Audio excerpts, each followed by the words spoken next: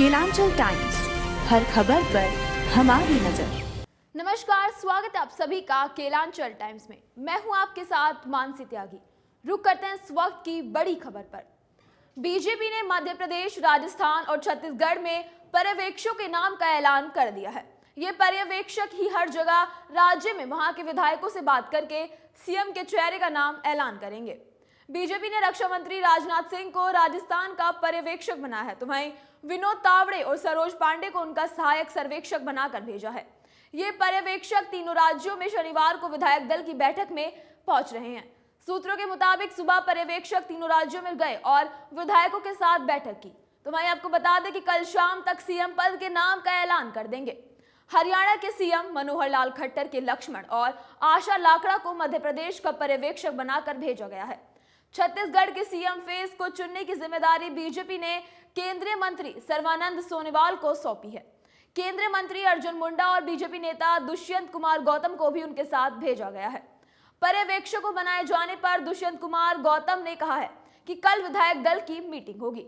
गुरुवार को पार्टी के एक वरिष्ठ नेता ने कहा है कि तीनों राज्यों के लिए पर्यवेक्षक नवनिर्वाचित विधायकों की बैठकों के लिए संबंधित राज्यों की यात्रा करेंगे, जहां भविष्य के मुख्यमंत्रियों के नाम का घोषणा की जाएगी। उन्होंने कहा कि मुख्यमंत्री की पसंद पर अभी कोई फैसला नहीं किया गया है और पार्टी तीनों मुख्यमंत्री को चुनने में सामाजिक, क्षेत्रीय, शासन और संगठनात्मक हितों को ध्यान में रखेगी। तीनों राज्यों के नेता गृह मंत्री अमित शाह और पार्टी अध्यक्ष जेपी नड्डा सहित पार्टी के शीर्ष नेताओं से मुलाकात कर रहे हैं, लेकिन सूत्रों ने इसे ज्यादा तवज्जो नहीं देते हुए कहा है कि इसी तरह की बैठकें नियमित होती हैं।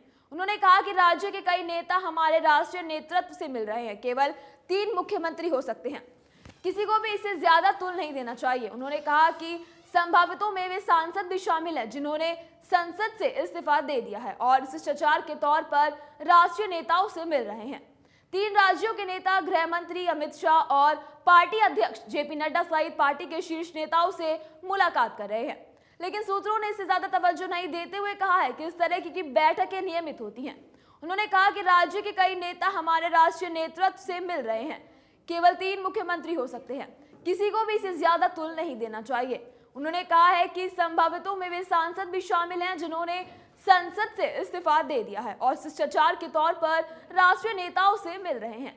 केंद्रीय मंत्री नरेंद्र सिंह तोमर और राजस्थान के बाबा बालकनाथ शाह से मुलाकात की। दोनों ने अपने अपने राज्यों की विधानसभा का सदस्य चुने जाने के बाद लोकसभा की सदस्यता छोड़ दी। राजस्थान के पूर्व मुख्यमंत्री वसुंधरा राजे भी इस वक्त दिल्ली में ही हैं। पिछले दिनों उन्होंने कई नवनिर्वाचित विधायकों के साथ बैठक की है। सूत्रों ने बताया कि वह पार्टी के वरिष्ठ नेताओं से भी मुलाकात कर सकती हैं। तोमर, केंद्रीय मंत्री प्रहलाद सिंह पटेल और शिवराज सिंह चौहान को मध्य प्रदेश में मुख्यमंत्री पद के संभावित विकल्प के रूप में देखा जा रहा है। तो वहीं आपको बता दें कि चौहान की तरह पटेल भी राजनीतिक रूप से महत्वपूर्ण अन्य पिछड़ा वर्ग से आते हैं। पटेल और तोमर भाजपा के उन 12 सांसदों में शामिल हैं जो विधानसभा सदस्य चुने गए हैं और उन्होंने संसद की सदस्यता से इस्तीफा दे दिया है। छत्तीसगढ़ के मुख्यमंत्री पद की दौड़ में भाजपा अध्यक्ष अरुण साव, संसद की सदस्यता से इस्तीफा देने वाली गोमती साय और प्रदेश सरकार की पूर्व मंत्री लता उनसेडी भी शामिल हैं। साव ओबीसी समुदाय से है, तो वहीं साय और उनसेडी अनुसूचित जनजाति वर्ग से हैं। सामाजिक पृष्ठभूमि, छवि और अपेक्षाकृत युवा प्रोफाइल के कारण राज्य के शीर्ष पद के लिए इन नेताओं को मजबूत दावेदारों के रूप में देखा जा रहा है।